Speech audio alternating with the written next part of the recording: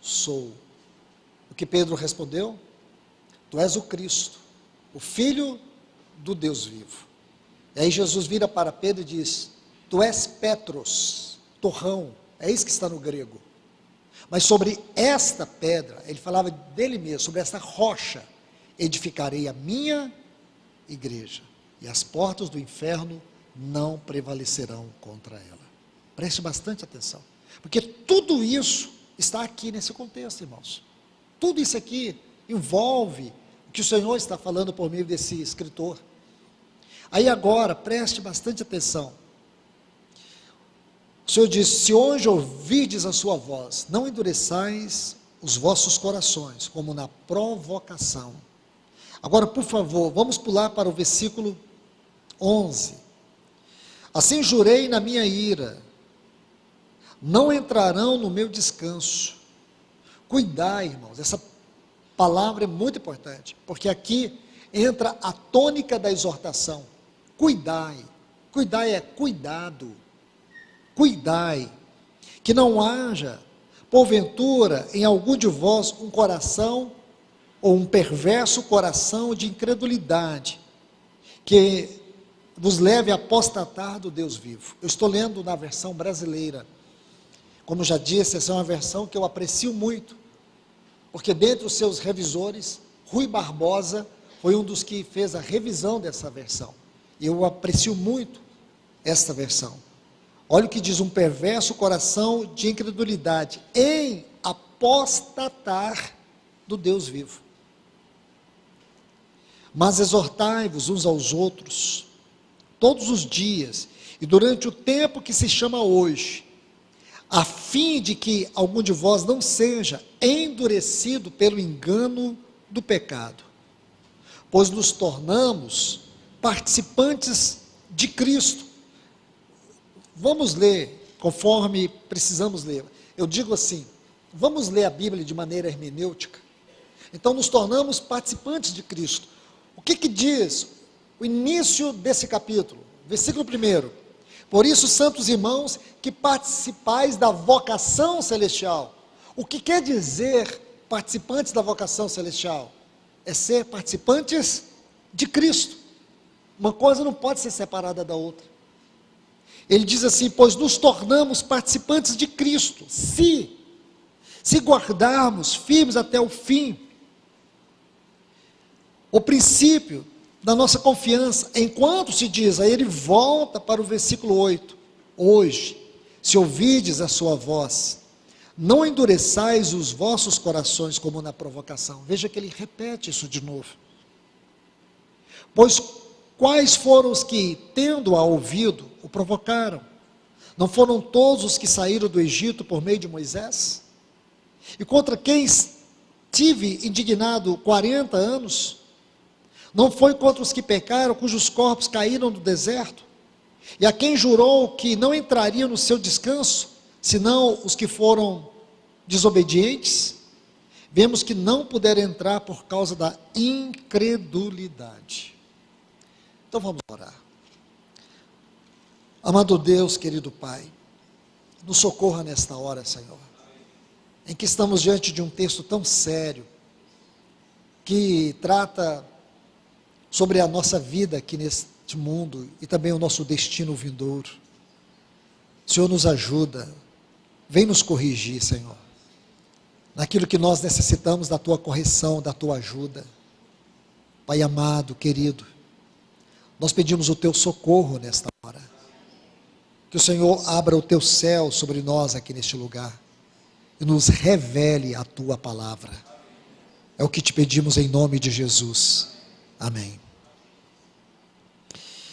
Pois bem, meus amados irmãos e irmãs, deixe-me colocar alguns pontos nos textos que nós lemos. Aqui no versículo 12, quando diz, tende cuidado, versículo 12, ou cuidai, tende cuidado, está na versão atualizada, cuidai, está na versão brasileira. Então está assim, cuidai. Esta palavra aqui envolve duas coisas básicas. Envolve vigilância e discernimento. Então ele está dizendo aqui, tenham vigilância, cuidai, tenham discernimento. Irmãos e irmãs, eu creio que não há uma palavra que nos ajude a entender com maior significado a palavra vigilância do que discernimento. Discernimento. Ele diz: cuidai, irmãos, jamais aconteça haver em qualquer de vós perverso. Esta palavra aqui vem do grego poneros. O que quer dizer poneros? Uma condição má. Depois eu vou entrar um pouco mais nessa palavra, se for permitido. Um perverso coração de incredulidade. Então aqui nós temos duas questões sérias sobre esse coração. Porque na literatura judaica cristã, coração fala do nosso homem interior. Mente, vontade, emoções, que são as faculdades da nossa alma, e a consciência como faculdade do espírito. Alguns interpretam colocando mais alguns itens, mas não muda muita coisa. E eu resumo isso falando do nosso homem interior, a nossa personalidade, o nosso ser interior. Essa é uma descrição do nosso coração.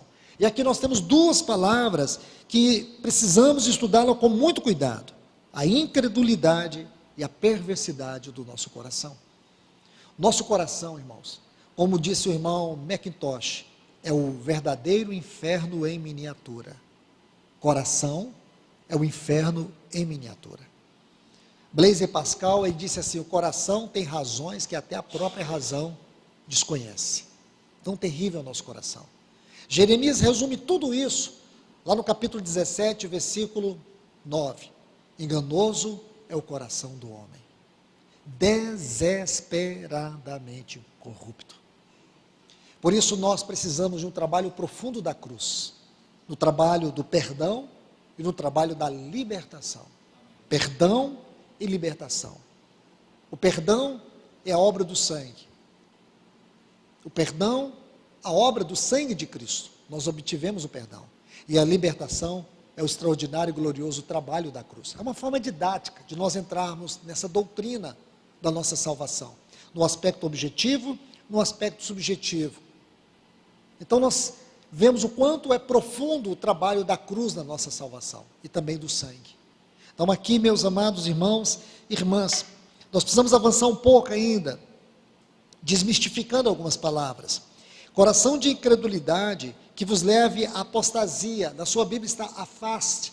Essa palavra aí é apisteme no grego, da onde vem a palavra apostasia, que vos leve a uma apostasia, que é o afastamento de Deus, é o abandono, é a indiferença a Deus. Vamos mais ainda, quando ele diz assim, no versículo 13, pelo contrário, essa frase, pelo contrário, aqui é uma conjunção no texto original grego, que faz a transição, ou introduz a transição para o assunto principal. É como se agora ele estivesse nos levando de volta para o assunto principal. E diz: exortai-vos mutuamente a cada dia, durante o tempo que se chama hoje, a fim de que nenhum de vós seja endurecido pelo engano do pecado. E aonde esse engano do pecado vai se manifestar? No nosso coração. Aí no versículo 15, ele diz assim: enquanto se diz hoje, se ouvides sua voz, não endureçais o vosso coração como foi na provocação. Essa palavra aqui, ela traz o sentido de insulto, de afronta, de irreverência, de petulância, de atrevimento, porque foi justamente isso que aquele povo fez. Meus amados irmãos e irmãs, quando eu me refiro àquele povo, vocês sabem muito bem que eu estou me referindo àquela peregrinação do povo de Israel, quando saíram do Egito e durante 40 anos peregrinaram no deserto até entrar em Canaã, que é a terra de Israel hoje. Amados irmãos e irmãs, preste bastante atenção nisso aqui, porque o autor dessa epístola, ele não quer apenas nos lembrar a história como sendo um fim em si mesmo.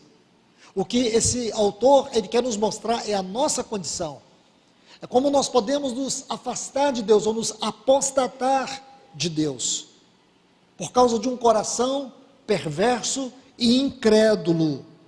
Então vamos entrar mais adentro dessas palavras, Por favor,